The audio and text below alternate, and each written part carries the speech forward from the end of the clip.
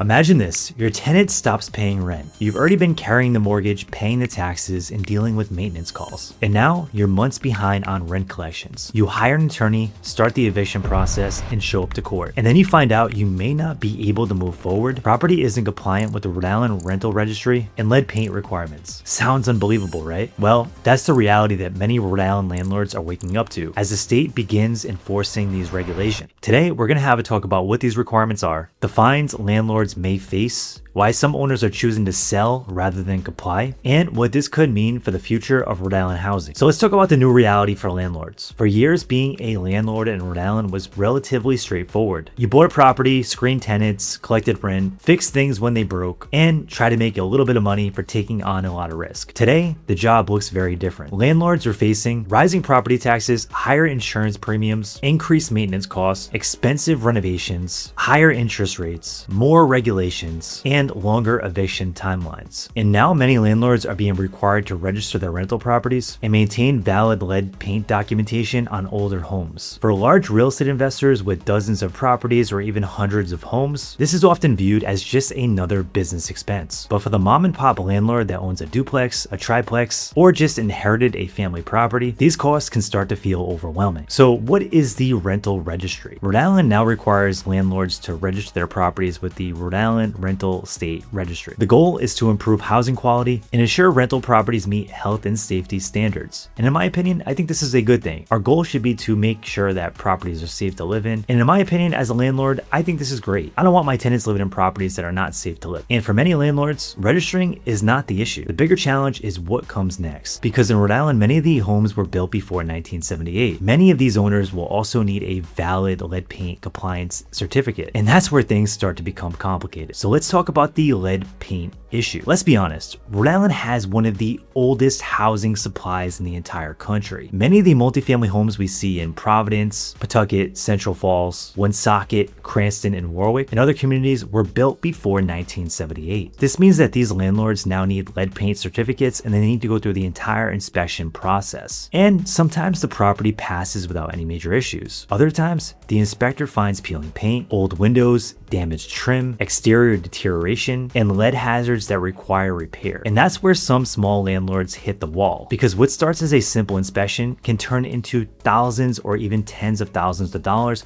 worth of repairs. And for a landlord with strong cash flow, this might be totally manageable. But for a retiree relying on rental income to supplement their Social Security, that might be a different story. Now let's talk about the fines. The financial pressure doesn't stop just with the repairs. Landlords who fail to comply may face ongoing fines. Many owners have already started to receive notices informing them that their property is not in compliance. And while a monthly fine may not sound catastrophic at first, it can definitely add up, especially if you own multiple units. Now imagine being behind on repairs, struggling to find contractors that actually show up and do quality work at an affordable rate, trying to come up with the money to pay them, and also facing these potential stacking penalties. That's a difficult position for many small property owners. Now let's talk about the eviction concern. Here's the part that's getting the most attention. Many landlords are concerned about how compliance could impact their ability to enforce leases and pursue eviction actions. Think about it for a moment. You're already dealing with a tenant that's not paying, court costs, attorney fees, lost rental income, and property damage concerns. Now add compliance into the mix. Whether you agree with these laws or not, landlords need to understand that these requirements are becoming increasingly more important, and ignoring them is no longer a viable strategy. Now let's talk about why landlords are selling. This is where the conversation gets really interesting. I've spoken with landlords and they're not necessarily angry about lead safety. Most people agree that children should be protected against lead exposure. The challenge is affordability. Many Rhode Island landlords purchased these properties decades ago. They're not institutional investors. They're not private equity firms. They're retirees, tradespeople, working families, people who bought a multifamily to help pay the bills and maybe lean on during retirement. When they're suddenly faced with inspections, re-inspections, repairs, ongoing compliance costs, some are making a difficult decision, not because they want to, but because they feel that they no longer have any other option. And that's something that policymakers need to consider. Every time a small landlord exits the market, sometimes those units end up in the hands of larger institutions or bigger investors with much deeper pockets. Whether that's good or bad depends on your perspective. But that's a trend we're seeing more and more frequently throughout the entire country. Now, what if you're a landlord? What should you actually do now? Well, if you're a landlord, my advice is simple.